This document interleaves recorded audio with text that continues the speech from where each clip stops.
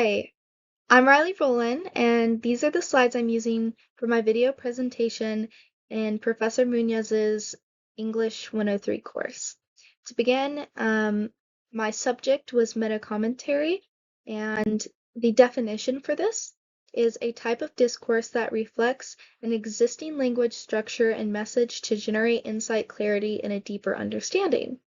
I got this definition from helpfulprofessor.com. Is also what my professor used, the site my professor used in his slides. Why is it used? It aids in guiding readers to not misinterpret ideas, helps writers go deeper into their thought process, provides protection against arguments, and connects writers' thoughts processes to readers. It's really important for writers to get their message across. And metacommentary is extremely important in providing insight to allow readers to see how the writer thinks and get a better understanding of the concepts and reasoning they're coming from. It's very similar to how emojis are used in text, where I have my image from. In text, you can say stuff similar to, what do you want? But as soon as you add a smiley face into it, people understand that you're not coming off harsh. Or you could say, I like you, but you put a little heart emoji next to it, and people understand that it means a little something more. Saying certain phrases or writing certain phrases are very similar to addressing getting your points across, getting your emotions across, getting your thought processes across. Some examples, explaining the definition more is, what do I mean by this? Is the beginning of a sentence, and then it just adds clarification to what you had already previously stated. Continuing, this suggests that it's then diving into the writer's interpretation so the reader can understand where the writer is coming from and see their point of view and hopefully agree with their point of view. And then some might argue. That's all to anticipate counter arguments. In most argumentative essays, counter arguments are incredibly important. To kind of combat what others may try to point flaws at in your arguments. And meta commentary can be used to aid in counter arguments. Continuing, now that we've looked at, let's examine. This helps just guide the reader. It's just helps the flow of the essay, or whatever you may be writing about. It's incredibly important to make sure that you're not jumping all over the place, and this also can help a writer understand their own thought process and make sure they're clarifying where they're at throughout their explanation and writing process. Continuing, I acknowledge this is not. That's just the part of self-reflection. It's really important to self-reflect in your writing because it allows you to better connect with the reader, making sure that the reader understands that you know there are possible issues, or that you may have had a previous understanding that you are now changing for those who may be skeptical. For instance, it may be important to write why ghosts are real to address your own skepticism and then come back to why you now believe. And finally, to summarize, summarizing my points is super important, and just making sure that your points are very clear at the end.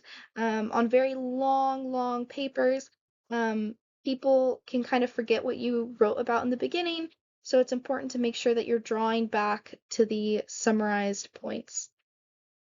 For the next slide, for this slide and the next, I'm going to discuss how to improve some statements and examples using metacommentary. So this slide is just going to be all of the statements and examples, and then the next slide is going to be the same examples but improved with metacommentary.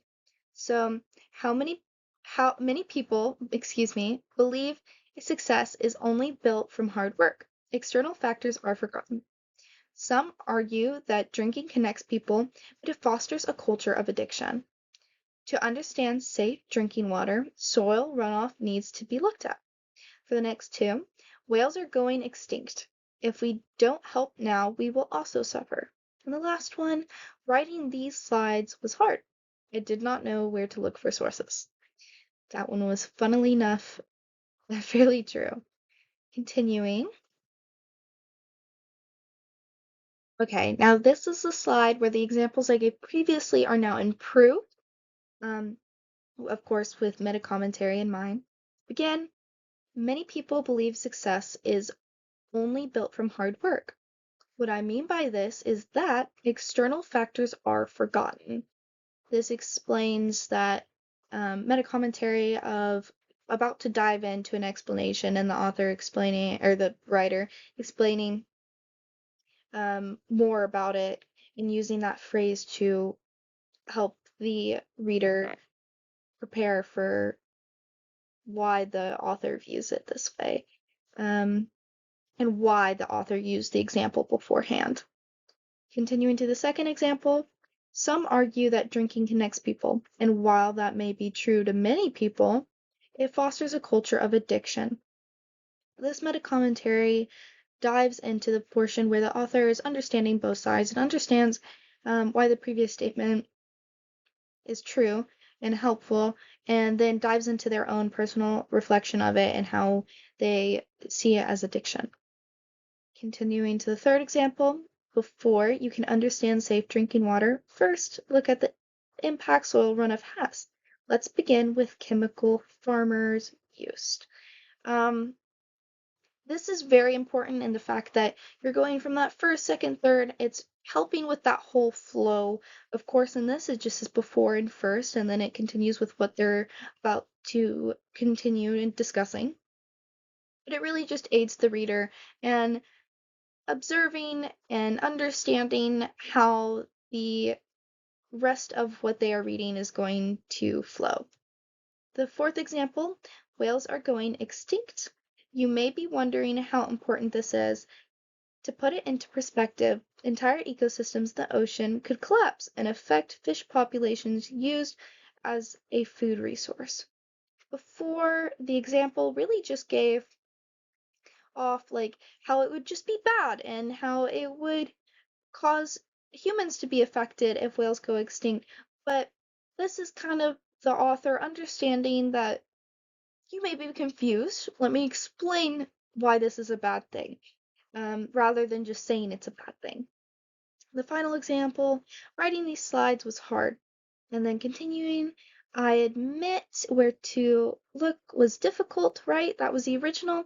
Now I'm kind of explaining um, my thought process and how once I found the slides and the sources, it was really easy to just continue on with my slides and create and understand my process of what meta commentary is. Of course, this is a personal example, but I could have just said it was hard, and that was more of that like factual part for me. And then for the reader, they're not understanding why, or they're not understanding how I improved. So then I'm explaining more of my point of view for it.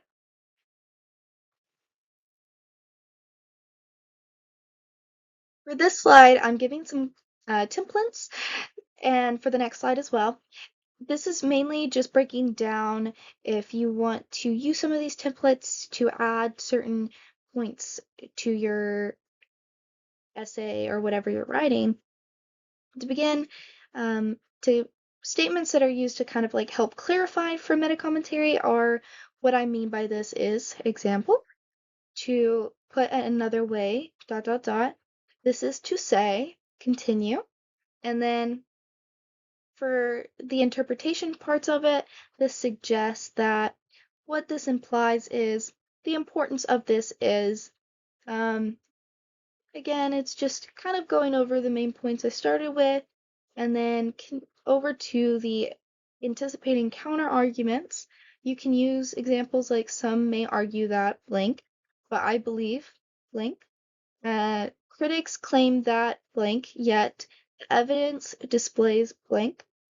You may be wondering if blank, and this is why. Um, On to the next portion of the templates. To guide readers, you can use examples such as before continuing, let's examine. To better understand this, we will need to look at first I will blank, then I will address. And then self-reflection, look back at, I admit. And then another portion is I must acknowledge, I initially believe, comma, but now I know blank. And the last one, to kind of summarize overall points, put it simply, my main point is to summarize is blank, and then ultimately this means blank.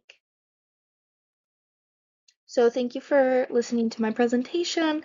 This is what my understanding of metacommentary is, and these are the sources I used for my slides and kind of to gain a lot of ideas. Because beforehand, I really didn't know what metacommentary was, and now I realize that I use it in everyday life. I use it over text, I use it over messages, I use it in emails even, and now it's really helpful to know that I can use this in my writing in appropriate ways, and hopefully this aids you in your writing. Thank you very much. Have a wonderful day.